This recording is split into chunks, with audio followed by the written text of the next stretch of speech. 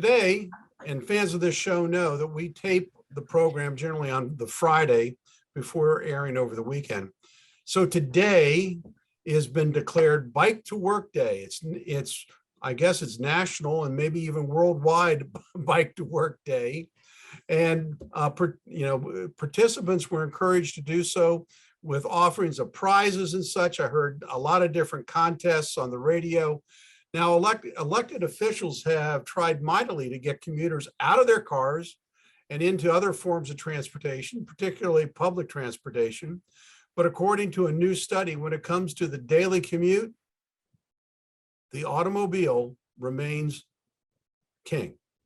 Laurie, does it come as a surprise to know that the DC area commuters rely on public transportation more than commuters in any other urban area? Yeah, I think it makes sense, but it's not really changing over the years. When you look at statistics since 1970, 80% of commuters were using their cars to get to work, and it's the same percentage today. So all these efforts by our politicians to improve it is not changing because people prefer cars. And because of the massive changes with the pandemic, where more people are at home now, working from home, and that's the cheapest way is to work from home. There's no commute at all. But I think the key is if we do have a transit system, it needs to be, which we do here, and I think our metro system is somewhat reliable. I think reliability is very important for any transit system because you don't want to have to wait and not know if your bus is going to come or your train is going to come.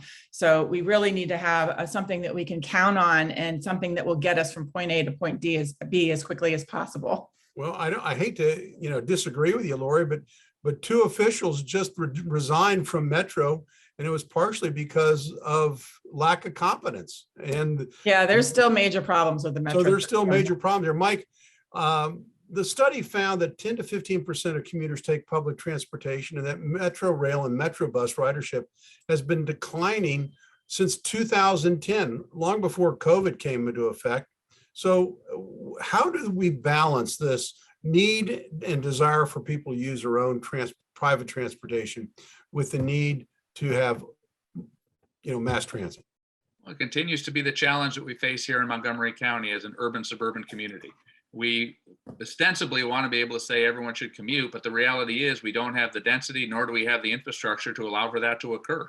You just can't get there from here. If we're an urban area like the District of Columbia, where you could actually get people around and you could get to jobs, you can get to the doctors, you can get to a store and get back on a bus and get back, because there's a regular enough way to do that, you might be able to pull that off, but you can't do that. You can't get from Aspen Hill to Germantown in any meaningful way using public transportation. You just can't do it. And so to continue to try and tell people that that's going to happen is a pipe dream. There are certain corridors you can use it on. We've got to make it more effective and more efficient. But ultimately, you've got to make your land use patterns be such a way that you can actually support it with mass transit if that's your objective. And in Montgomery County, every time we talk about increasing density, everybody screams bloody murder. So you can't have it both ways. And that's the challenge that we have right now in Montgomery County and continue to have. Yeah, and I forgot to mention, gas prices are so high right now. I think that is probably also influencing people's decision to take Metro, but who otherwise would not. So that's a factor. We're not even going to get into the gas energy crisis. That's way above our pay grade here in Montgomery County. Although we are Montgomery County, so we think we can solve the world's problems. We're going to stay tuned for parting shots when we come back from this short break.